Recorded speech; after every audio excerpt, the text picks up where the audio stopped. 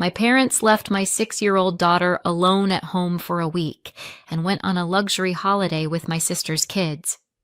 We didn't have enough space for her in the car, my mother said. I didn't shout. I did this. The next day, their lives started to unravel.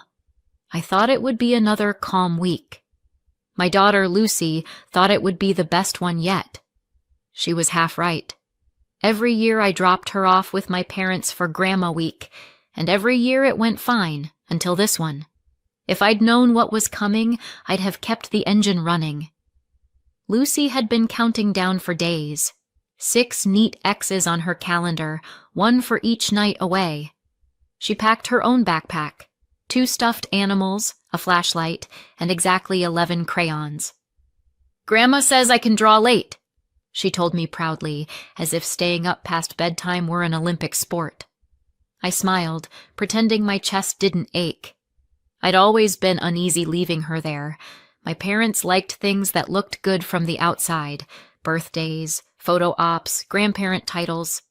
Not the actual responsibility that came with them. Jenna's kids always soaked up whatever energy they had left. Still, I convinced myself that a week of grandparents and cousins was good for Lucy, good for her sense of family, even if mine had always felt like an obligation. Their town was only an hour and a half away, but it felt farther, somewhere between memory and exile. By the time I pulled into their driveway, Lucy was vibrating with excitement. "Grandma!" she yelled before I'd even turned off the engine. Mom appeared on the porch, immaculate as ever, one hand shading her eyes. "Well, there's my favorite girl," she said, arms open. She meant Lucy, not me.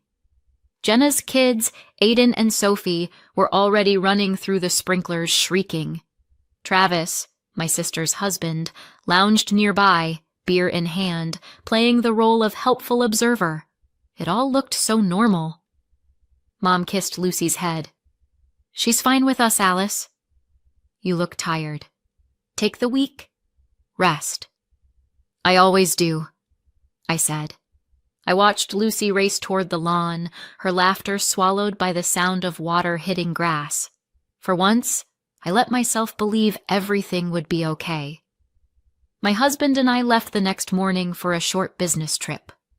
We run a small design company, and we'd planned the meetings months ago to overlap with Lucy's week away. It was supposed to be easy: work, a few dinners, maybe sleep without alarms. That first evening I called to check in. Mom answered on speaker. I could hear the cousins in the background. "She's right here," she said, then passed the phone. "Hi, Mommy." "We made cookies," Lucy said, proud and breathless. "Good," I said, smiling. "Be good for Grandma." Everything sounded fine. The next afternoon, no one answered. I tried again after dinner. Still nothing. By the time I saw the photos online, I'd already told myself a dozen harmless explanations: phone charging, bad reception, too busy having fun. Then I saw it. Mom, Dad, Jenna, Travis, the cousins, all of them on a yacht. Caption: family trip. Finally some time together. Family trip. I stared until the screen blurred. Lucy wasn't in any of them. I scrolled again, slower this time, like maybe she'd suddenly appear. Nope. No pigtails, no pink swimsuit, no Lucy. I called Mom. She answered, cheerful. "Hi, honey. How's the trip? Where's Lucy?" "At the house," she said. "At your house?" "Yes, dear. We couldn't bring everyone. There wasn't room in the car." "You left her there?" "Oh, don't sound so horrified." We asked the neighbor to check in. "What neighbor?" "The one with the dog." "They all have dogs, Mom." She sighed, tired of me already. "She's fine, Alice." I hung up. My husband looked up from his laptop. "Everything okay?" "No," I said. "They left her." He frowned, blinking. "Left who?" "Lucy. At their house. Alone." For a second, he didn't understand. Then his mouth opened a little. Wait, what? I called. Mom said there wasn't room in the car. What? There wasn't room. His voice rose. You're joking. I wish I was. He pushed back his chair. Call someone. Call anyone. I'm calling Grandma. Grandma answered on the first ring, voice warm. Sweetheart. Grandma, they went on vacation. They left Lucy alone. Silence. Then a stunned, what? Alone where?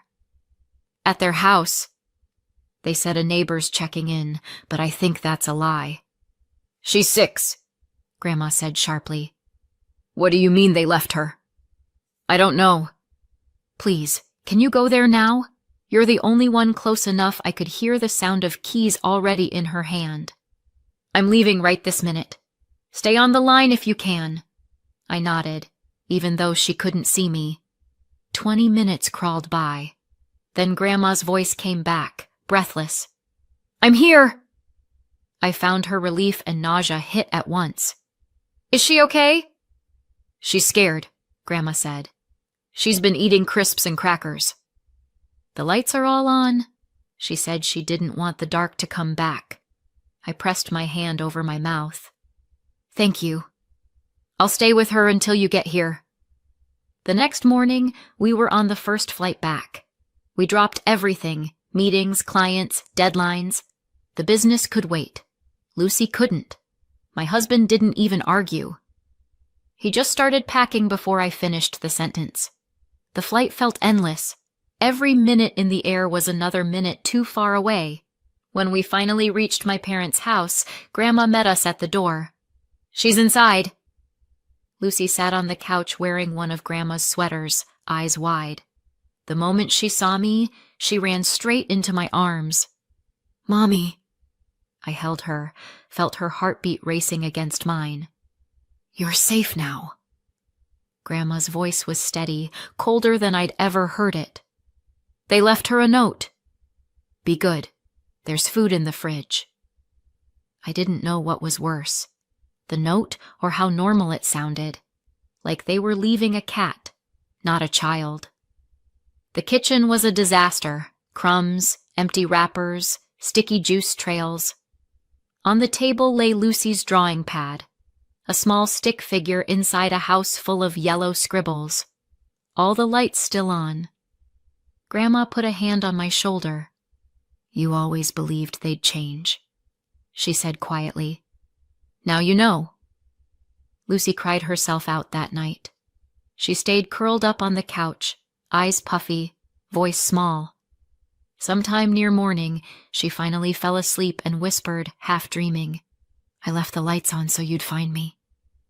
I sat there for a long time, staring at the crack in the ceiling, the same one from when I was her age. It had widened. Maybe it was always there, and I'd just stopped pretending not to see it.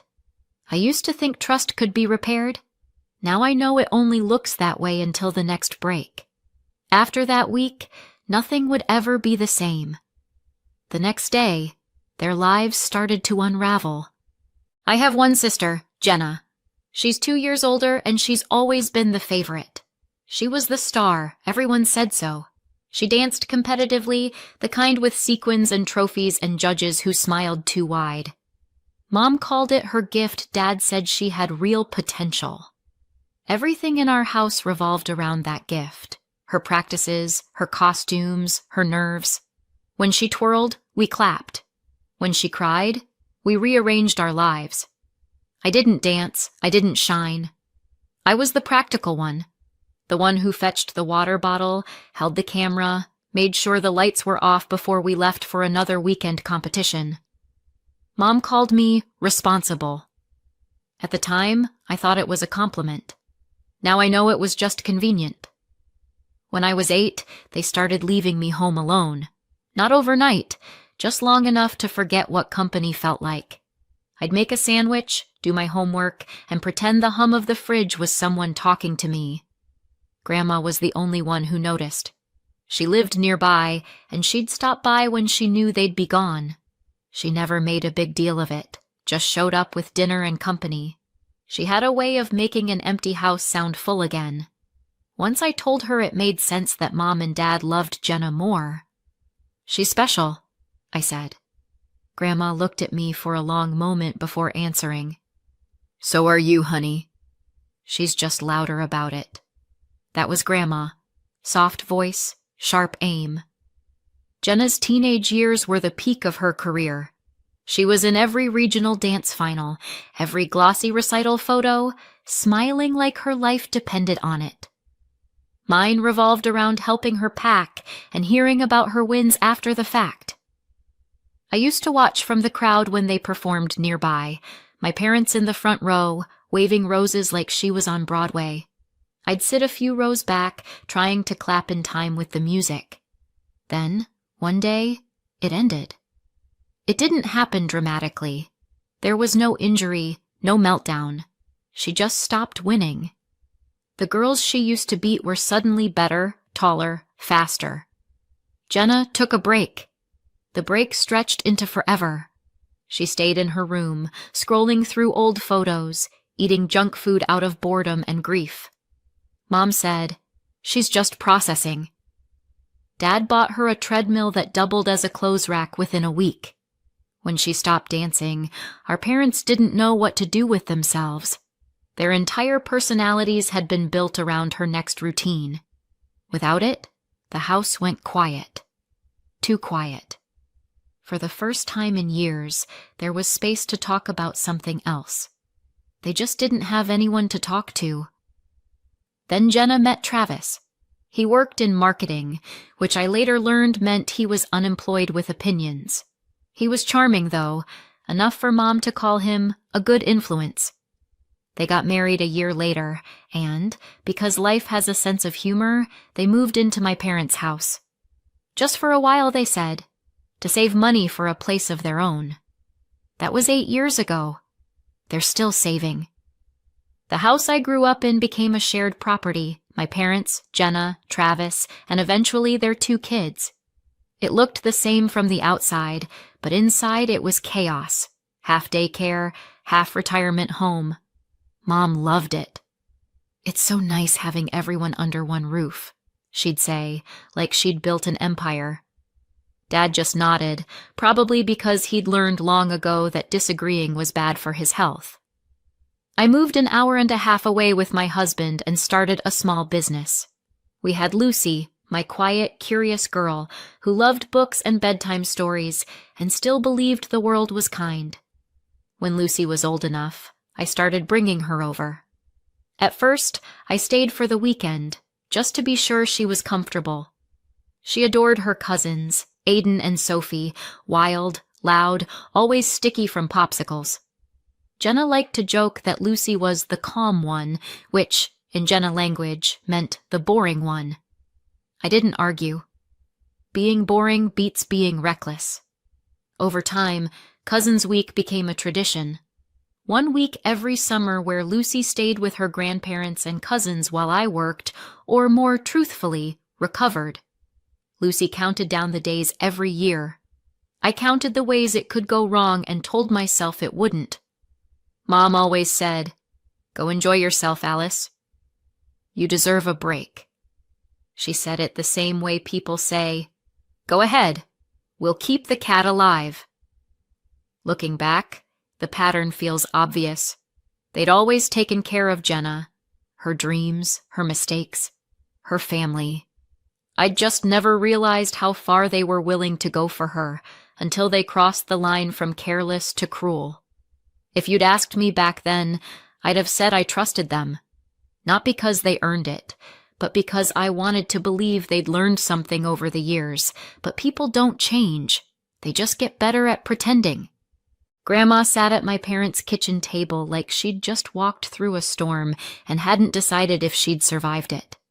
In front of her lay the note my parents left for Lucy. "Be good. There's food in the fridge." Her voice was calm, which somehow made it worse.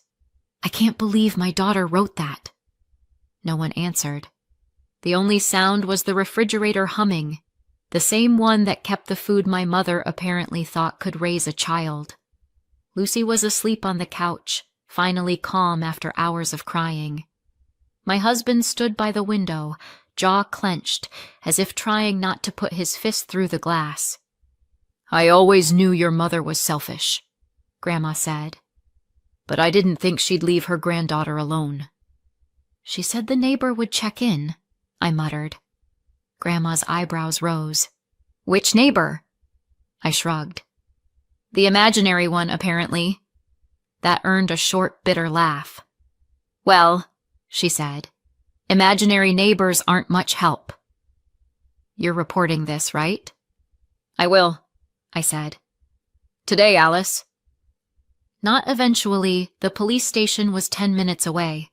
The officer listened, his jaw tightening as I explained. "So she was alone for how long?" he asked. "About half a day," I said. "They left that morning for a week-long trip. They planned to leave her alone the whole time, but I found out and called my grandmother. She got there that evening." He kept writing, slower now. "Unbelievable," he muttered. I handed him the note. "That's what they left behind." He nodded once. "We'll start a welfare investigation." When he asked if I wanted to stay anonymous, I shook my head. No, they need to know exactly who called. By the time we left the station, the sun was setting. We went back to the house, packed Lucy's things, and cleaned what we could. Grandma kissed Lucy's forehead before we left. "You're safe now, sweetheart," she said softly. "And I'll always come if you need me." Lucy smiled sleepily. "Promise?" "Promise." We drove home that night. Nobody spoke. Every few miles, my husband's hands would tighten on the wheel, then relax again, like he was still trying to process the fact that we were driving away from people who thought this was normal. A week later, my phone lit up with Mom's name. I answered on speaker so my husband could hear. "Hello? What did you do?" Her voice wasn't confused. It was furious. "I filed a police report," I said, "for child abandonment." "What? What police report?" There was a shuffle, and suddenly Jenna's voice cut through the line. "Don't lie, Alice!" "We're not talking about that." Then came the shouting, both of them at once. "What did you say to Grandma?" "She's lost her mind." "She's giving the house to you." "She's throwing us out. Do you think that's funny?" I blinked. "Wait. What?" "Don't act innocent," Jenna snapped. "Grandma changed the trust. The house is in your name now." "I didn't even know she had a trust."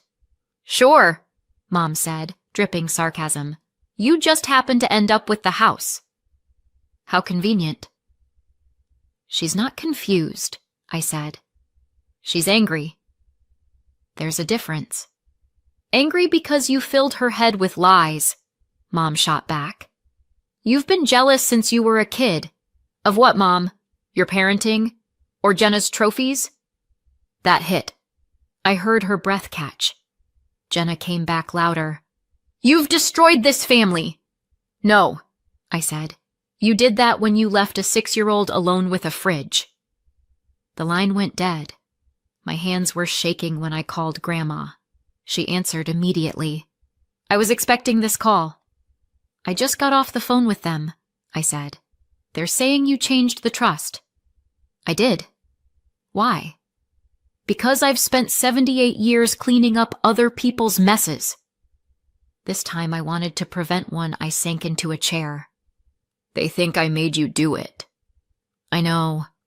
"They came by already?" "Yes." I told them to leave. Then I called my lawyer. "Are you okay?" "I'm fine," she said. "They won't try again." "They hate inconvenience more than consequences," I laughed. "They're calling it elder abuse." "That's new." "At least it's creative." "Grandma, why give me the house?" She was quiet for a moment. "Because I can't leave it to someone who thought that roof was fit for a child to be alone under." "It's my decision, Alice. You don't owe me thanks." I took a breath. You're sure? I'm sure. Now promise me one thing. Don't let them near Lucy again. I promise. Good, she said. Then we're done worrying. After we hung up, I sat at the table, phone still in my hand, heart still racing. The police report, the house, the calls. On paper, it looked like justice. In real life, it felt like exhaustion. Maybe families like ours don't break all at once. Maybe they just keep cracking until one day someone notices the floor isn't holding anymore. I thought the shouting was over. I was wrong. For 3 days, everything was quiet. That kind of quiet that feels borrowed. Like the pause between thunderclaps when you're not sure if the storm is moving away or just catching its breath. Lucy was back at school. My husband buried himself in work. I tried to go back to normal things. Laundry, deadlines, pretending to sleep.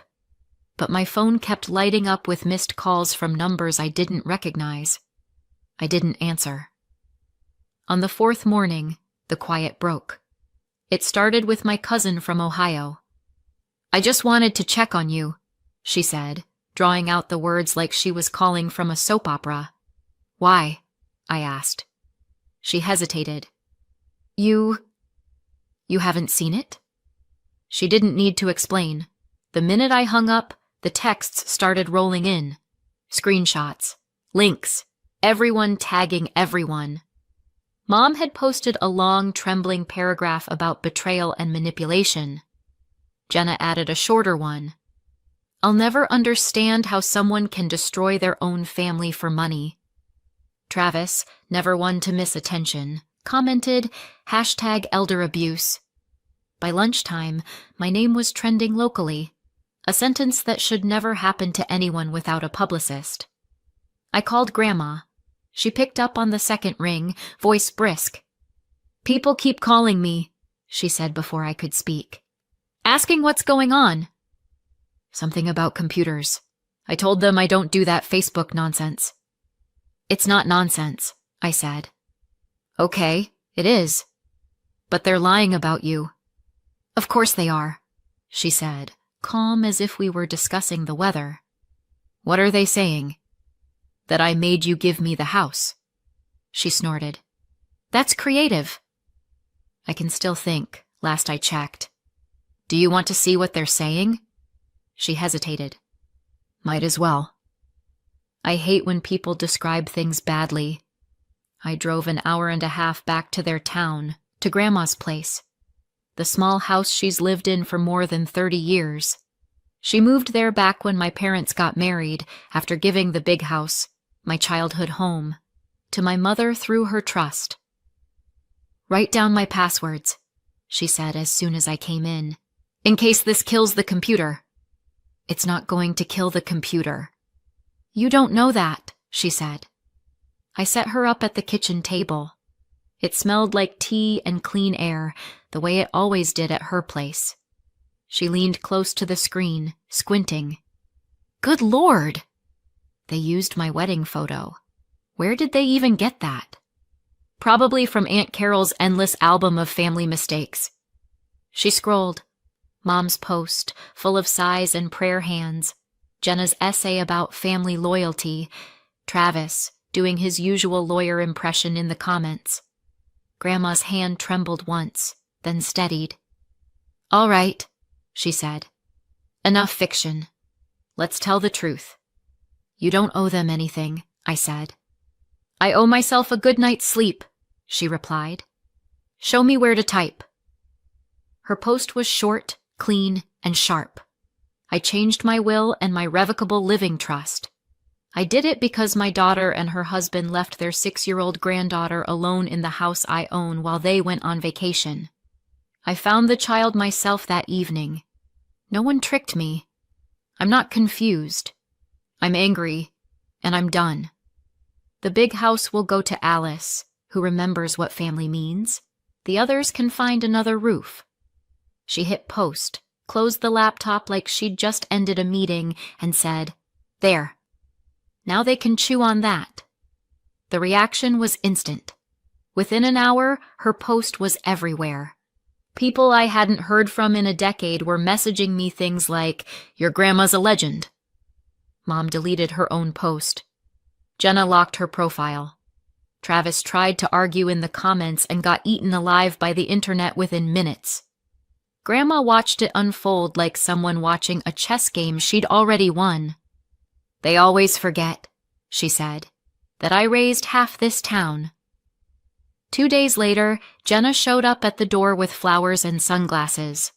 Grandma didn't open it. She watched through the window until Jenna left the bouquet on the step, then waited another hour before tossing it in the trash. "She brought carnations," Grandma told me over the phone. "You don't apologize with carnations." That's like saying sorry with a parking ticket. When my husband Lucy and I visited Grandma that weekend, her little house felt like a different world. Peaceful, steady, untouched by the noise in the town. Grandma had baked cookies. Lucy sat on the floor drawing while we drank tea. "They've been calling again," Grandma said casually. "I let it go to voicemail." "What if they show up?" I asked.